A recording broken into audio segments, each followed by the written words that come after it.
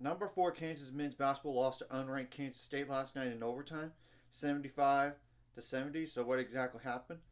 Obviously, it was 64 all going into overtime period because Kansas scored 32 points in the first half and Kansas State scored 30.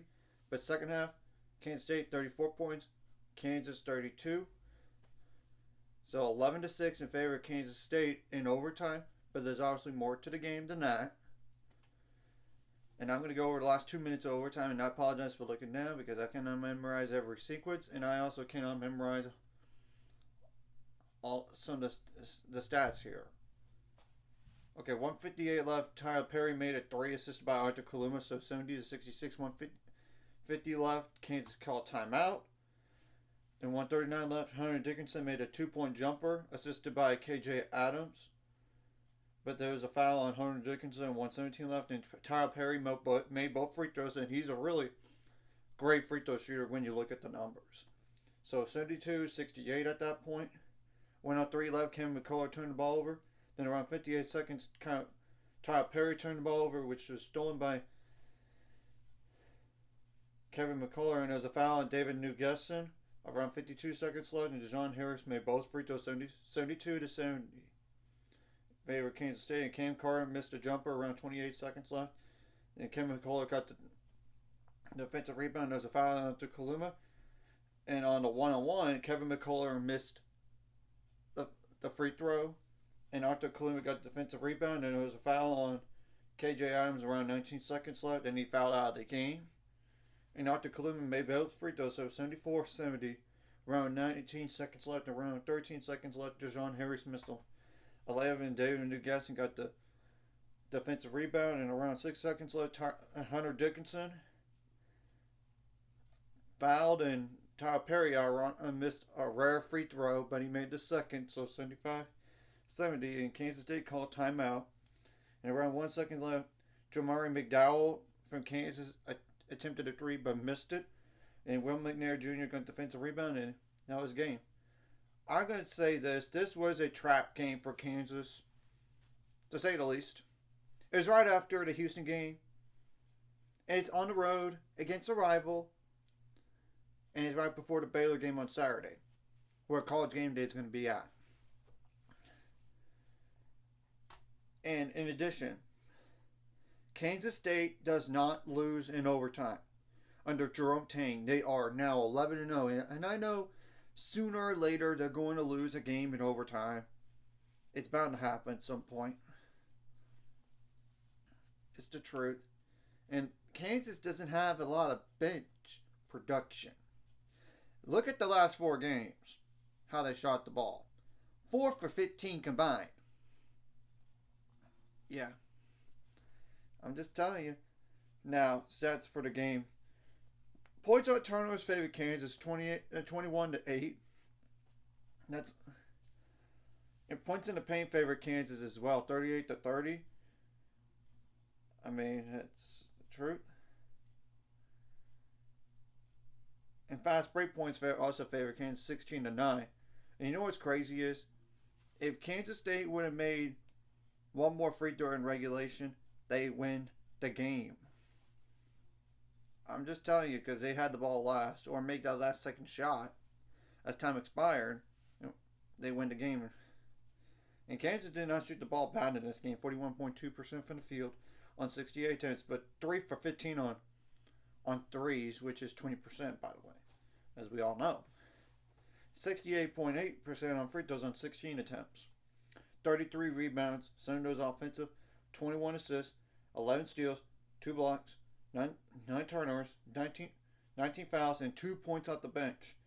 So, they had 4 double-digit scores that combined for 64 points, because literally the non-double-digit scores combined for 6 points combined. And Kansas State does shoot the ball slightly better than Kansas, 41.4% from the field on 58 attempts. So 10 less shots, and they still won the game. 34.6% on threes on 26 attempts, 69.2% on free throws on 26 attempts. 43 rebounds, 9 of those offensive, 15 assists, 6 steals, 4 blocks, 16 turnovers, 14 fouls, 11 points off the bench, and 3 double-digit scores that combined for. Okay, 13 plus 19, that's 32, plus 26, that's 58. And it's not including two other players with 6 or more points in this game combined for 12, 6 plus 6.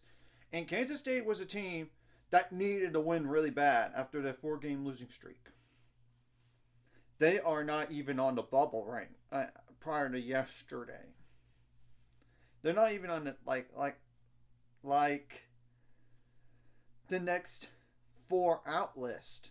Maybe they're on that list. I don't know about first 4 out, but they needed to win really bad to get themselves on that next 4 out list at a minimal and to negate that bad loss to Oklahoma State. They really needed it really bad. I'm just telling the truth. So we'll have to wait and see what happens on the bracketology when it's released again. But I have to think Kansas State is on the next 4 out list. And Kansas obviously is going to slide down, I would think. I mean, look at their road loss. They have like UCF as a road loss. And West Virginia as a road loss, and now this.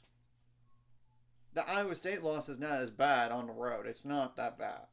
It's more like those 3 other games. Well, Kansas, your next 5 games goes as follows. You got Baylor at home, number 13 Baylor at home. Then you got to go on the road to Texas Tech, and that's not going to be an easy game, given your road struggles in the Big 12. I mean, that's the truth. And you got to go on the road to Oklahoma. And Texas Tech and Oklahoma might be just receiving vote teams, but either way, it doesn't really matter. Because you lost to teams in the past on the road. With the exception to Oklahoma State, but you get the whole point. And then you got Texas at home, then you got BYU at home. So your middle 2 games, I would be wary of.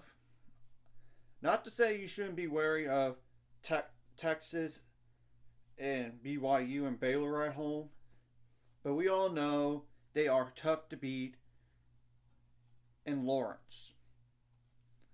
Then again, anything can happen. I mean, TCU almost beat them. I'm just telling the truth. Now, at Kansas State, you have to go on the road to BYU now.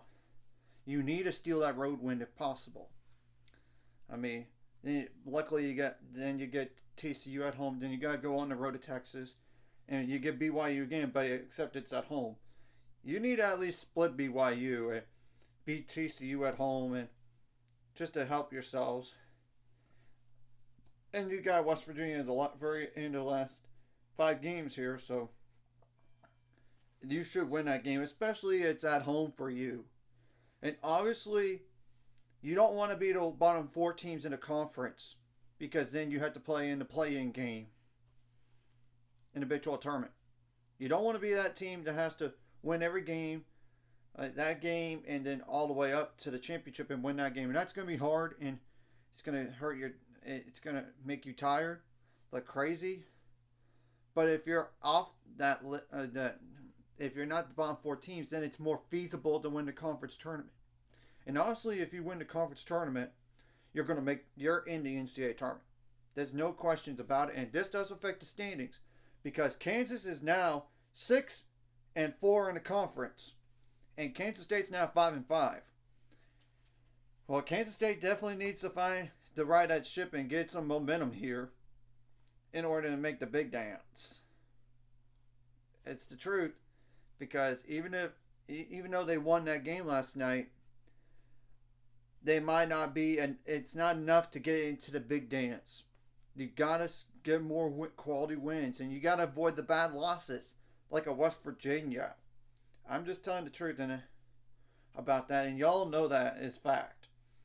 So, yeah, you have a lot of quality games ahead of you, with the exception to the West Virginia game.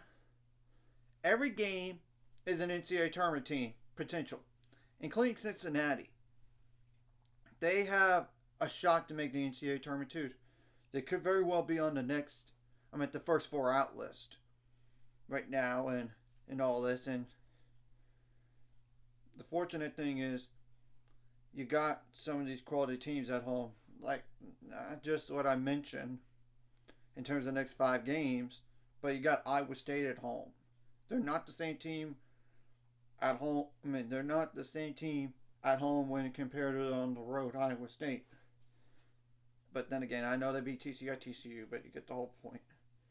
So, anyways, if you like this content, hit the like and subscribe, and see you guys later. On the road to 600 subscribers, of course, ultimate goal. It's 1,000 more, so make money off this course. Liking the video, comment video, really helps the YouTube algorithm so more people can see it. Sharing the video does help as well, so more people can watch. And if you're watching and not subscribed, hit subscribe button, hit the notification bell as well. And we have to wait and see what happens in the Big 12 and the other games, because as we all know, that was the only Big 12 game last night, and it does affect things. And literally every other game in the Big 12 is actually tonight. I just looked it up real fast, and everything else is tonight. So then it's Saturday, obviously, but you get the whole point.